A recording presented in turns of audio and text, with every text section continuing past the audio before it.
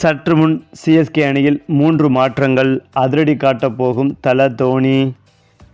அதாவது கடந்த ஆண்டு நடந்து முடிந்த ஐபிஎல் ஏலத்தில் சென்னை சூப்பர் கிங்ஸ் அணி தங்களது பழைய வீரர்களை முடிந்தவரை ரீட்டைன் செய்தது.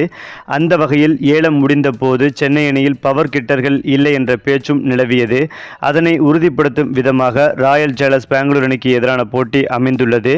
197 ரன்கள் அடித்தால் வெற்றி என்ற நிலையில் சென்னை அணி 146 ரன்கள் மட்டுமே அடித்து 50 ரன்கள் வித்தியாசத்தில் மிகப்பெரிய தோல்வியை சந்தித்துள்ளது.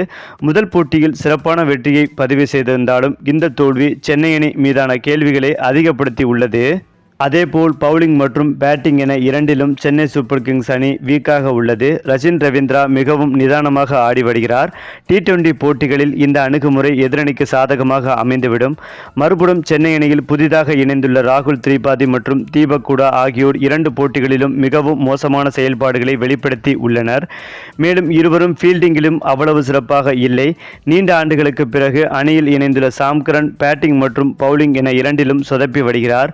மறுபுறம் 9 ஆண்டுகளுக்கு பிறகு அணியில் இணைந்துள்ள அஸ்வின் சென்னை மைதானத்திலேயே ரன்களை கசிய விடுகிறார். மேலும் சரியான நேரத்தில் விக்கெட்டுகளையும் எடுத்து கொடுக்க முடியவில்லை. குறிப்பாக சென்னை அணிக்கு 2023ஆம் ஆண்டு கோப்பையை வென்று தர முக்கிய காரணமாக இருந்தவர் டெவான் கான்வே. கடந்த 2 போட்டிகளாக அவர் பிளேயிங் 11இல் இடம்பெறவில்லை. அடுத்த போட்டியில் சாம் கரனுக்கு பதிலாக டெவான் கான்வே அணியில் இடம்பெற வேண்டும். அதேபோல தீபக் குடா மற்றும் ராகுல் திரிபாதி பதிலாக ஸ்ரேயாஸ் கோபால் மற்றும் விஜய் சங்கர் இடம்பெறலாம். ஆல்ரவுண்டர் வேண்டுமென்றால் அன்சுல் கம்போஜை கூட சில போட்டிகளில் விளையாட வைத்து பார்க்கலாம். இந்த ஐபிஎல் தொடரில் பல இளம் வீரர்கள் சிறப்பாக விளையாடி வரும் நிலையில் சென்னை அணியும் அதே போல ஒரு புதிய வீரருக்கு வாய்ப்பு கொடுத்து அவரை சிறப்பாக விளையாட வைக்கலாம். மேலும் பவுலிங்கில் நூர் அகமது மற்றும் கலீல் அகமதை தவிர வேறு யாரும் சிறப்பாக பந்து வீசவில்லை. சடேஜா மற்றும் அஸ்வின் ஆகியோர் மிடில் ஓவர்களில் ரன்களை விட்டு கொடுக்கின்றனர். எனவே அதனையும் சென்னை அணி விரைவாக சரி செய்ய வேண்டும். குறிப்பாக நேற்றைய போட்டியில் தோனி 9வது இடத்தில் களமிறங்கினார். கடைசி கட்டத்தில் 16 பந்துகளில் 30 ரன்கள் அடித்த அவர் இன்னும் மேலே இறங்கி இருந்தால் டார்கெட்டை ஓரளவுக்கு எட்டியிருக்கலாம்.